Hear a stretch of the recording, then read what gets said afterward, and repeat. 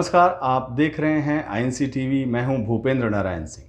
कुछ दर्द के आंसू होते हैं, कुछ दुख के आंसू होते हैं, कुछ गम के आंसू होते हैं, कुछ खुशी के आंसू होते हैं, कुछ घड़ियाली आंसू भी होते हैं, कुछ फिल्मी आंसू भी होते हैं, लेकिन कुछ गर्व के आंसू भी होते हैं।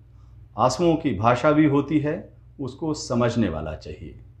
हाल ही में कोरोना में जिन लोगों की मृत्यु हो गई, उन पर बात करते करते हमारे प्रधानमंत्री जी का गला भर आया, आंखें भर आई। इस पर कांग्रेस महासचिव मीडिया प्रभारी रणदीप सिंह सुरजेवाला ने कहा कि देश को अपराध बोध के आंसू नहीं, एक उदार हृदय शासक चाहिए जो कर्तव्य निभाए। श्री सुरजेवाला ने लिखा कि शासक को आंसुओं की सहानुभूति जुटाने की बजाय करोड़ों परिवारों की पहाड़ सी मुसीबतों और लाखों परिजनों के खोने के बिछोह पर मरहम लगाना ही राजधर्म भी है और देश सेवा भी।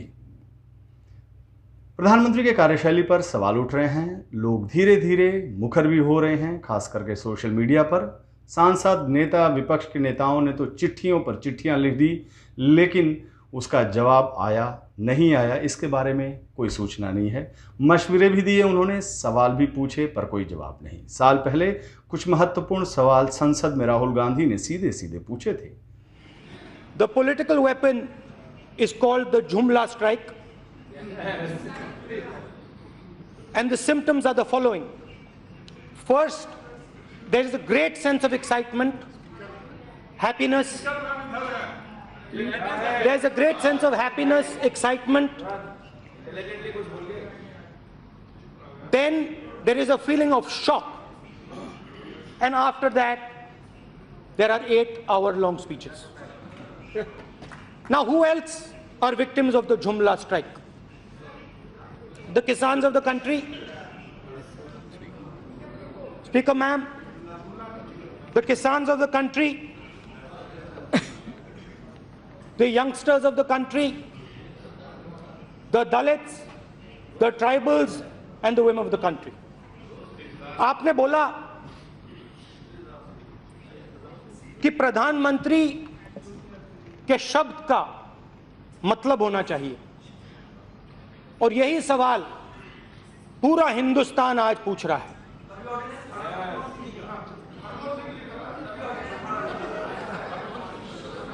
₹15 लाख हर व्यक्ति के बैंक अकाउंट में। जुमला नंबर 1, जुमला नंबर 1, जुमला स्ट्राइक नंबर 1, ₹15 लाख हर बैंक अकाउंट में। जुमला स्ट्राइक नंबर 2, 2 करोड़ युवाओं को हर साल रोजगार। रोजगार पे चलते हैं।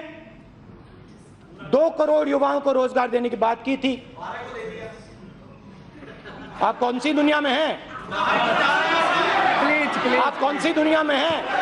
मेरे पास यहाँ आंकड़े हैं, मेरे पास। मैं देख रही हूँ ना, उनका नाम लिया आपसे पहले। आप मत डिस्टर्ब करो उनको, बैठो। 2016 करके 2016 और 17 में पूरे हिंदुस्तान में 4 लाख युवाओं को रोजगार मिला। ये लेबर ब्यूरो के सर्वे के डिटेल्स हैं, मेरे नहीं है, इनके आंकड़े हैं। हिंदुस्तान के युवा ने प्रधानमंत्री जी पे भरोसा किया था, और हर भाषण में प्रधानमंत्री जी ने कहा था कि 2 करोड़ युवाओं को मैं हर साल रोजगार दूंगा। और सच्चाई है कि सिर्फ 4 लाख युवाओं को रोजगार मिला है। दूसरे तरीके से कहता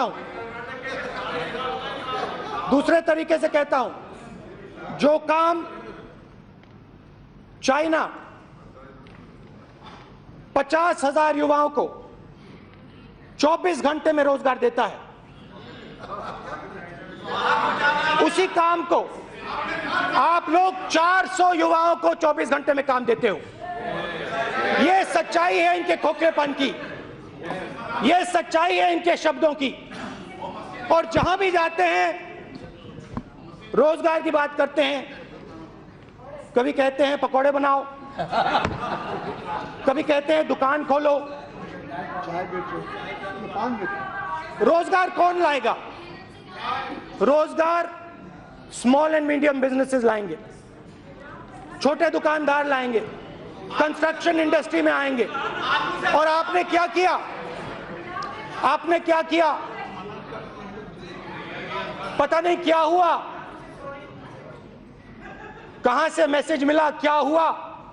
8 बजे रात को काले धन के खिलाफ प्रधानमंत्री जी ने एक्शन लिया, डिमोनेटाइजेशन किया।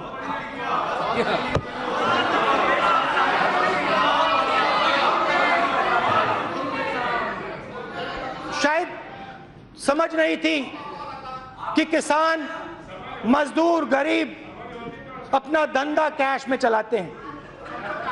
मैं सूरत गया और सूरत के लोगों ने मुझे बताया कि प्रधानमंत्री जी ने सबसे जबरदस्त चोट हमें मारी है। मैंने नहीं बोला, उन्होंने बोला।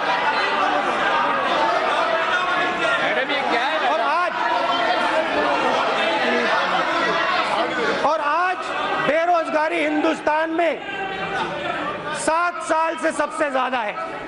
ये है नरेंद्र मोदी जी का, प्रधानमंत्री जी के शब्दों का सच।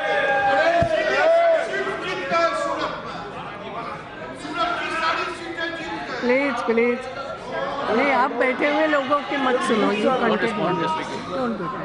मगर वहां नहीं रुके। जीएसटी कांग्रेस पार्टी लाई थी,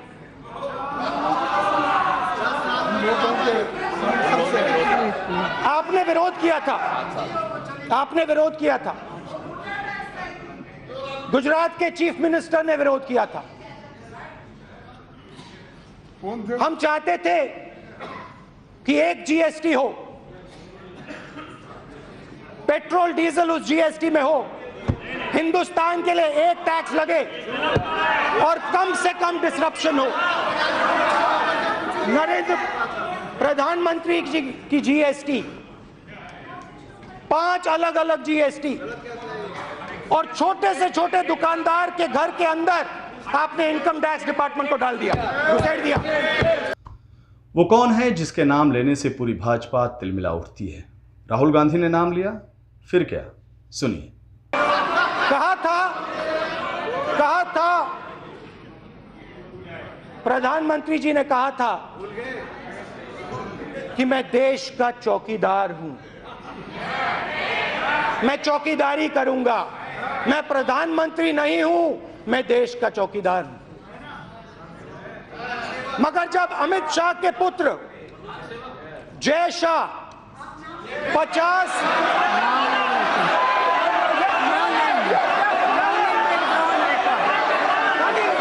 किसी का भी नाम नहीं निकाल दिया, बोल दिया।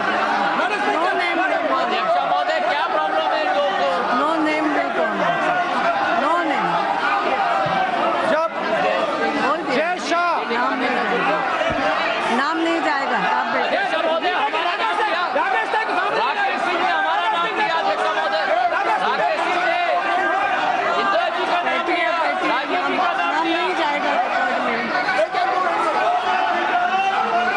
जब प्रधानमंत्री के मित्र के पुत्र, जब प्रधानमंत्री के मित्र का पुत्र नहीं जाएगा। Nothing. 16,000 बार अपनी आमदनी को बढ़ाता है 3 महीने में, तो प्रधानमंत्री के मुंह से एक शब्द नहीं निकलता है।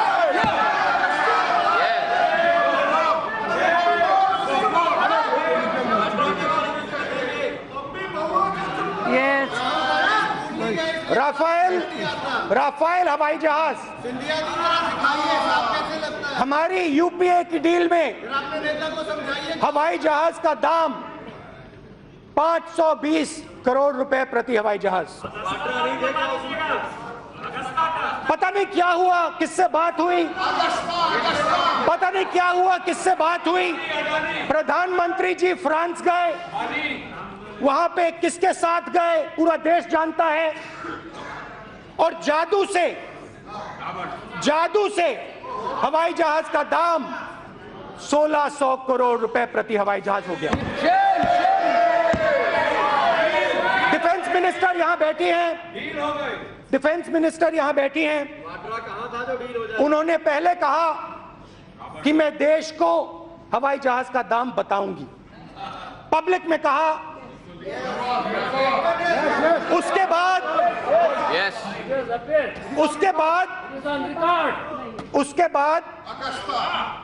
बाद डिफेंस मिनिस्टर ने क्लियरली बोला कि मैं ये आंकड़ा नहीं दे सकती हूं क्योंकि फ्रांस की सरकार और हिंदुस्तान की सरकार के बीच में एक सीक्रेसी पैक्ट है।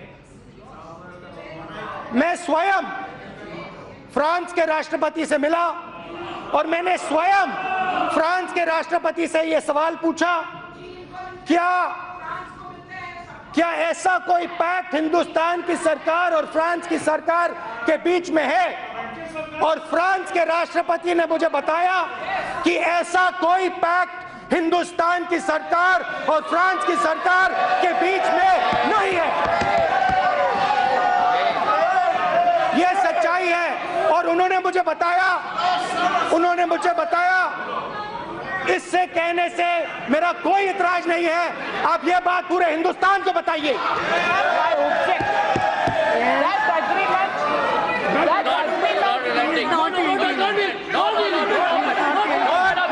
और सीधा नरेंद्र मोदी हिंदुस्तान के प्रधानमंत्री के दबाव में आकर प्रधानमंत्री के दबाव में आकर निर्मला सीतारमण जी ने देश को झूठ बोला है। किसकी मदद हो रही है? क्यों मदद हो रही है? निर्मला जी, प्रधानमंत्री जी, आप देश को बताइए।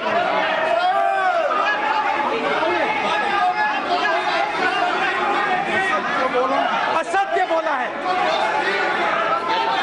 He is not eating.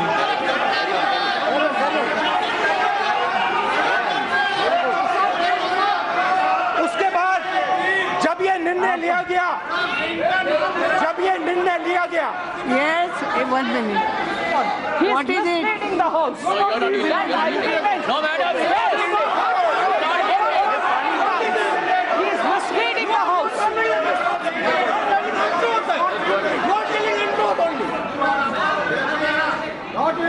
एक मिनट, आप बैठिए ना। मीटिंग एक मिनट, मालूम है मुझे,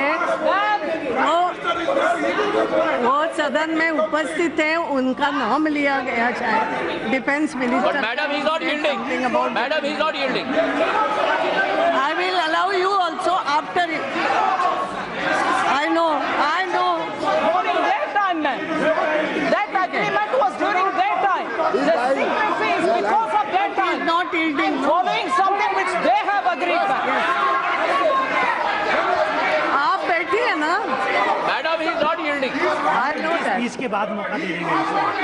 आफ्टर मैं इसके बाद आपको मौका दूंगी। अभी वो यील्ड नहीं कर रहे हैं। In the House, okay. Yes. उनके बाद रिप्लाई का मौका आपको देंगे उतने में। The defense minister has clearly spoken an untruth. The fact of the matter एक बात is है, that Rahul the ji, French president personally has told me एक मिनट, that there is no बार deal. बार डिफेंस मिनिस्टर का नाम लिया जा रहा है इसमें, इसलिए आपके बोलने के बाद आपको बिल्कुल मौका दूंगी, क्योंकि she is there in house. ऐसा नहीं, डिफेंस मिनिस्टर स्पोक अनट्रूथ, ये बात कही ना आपने अभी। एक मिनट, ठीक है ना, तो आपको दे दूं। Yes, The fact of the matter is whatever it is. that I met the gentleman in Delhi. You can check the records. आप बोलिए। Don't respond. And the gentleman clearly said that there is no secret pact Okay. between the Indian government and the French government. Yes. So the defense minister has clearly spoken an untruth. Untruth I want नहीं, to अभी आप understand. ये untruth शब्द अभी नहीं जाएगा, because I she will clear the position. Madam, untruth is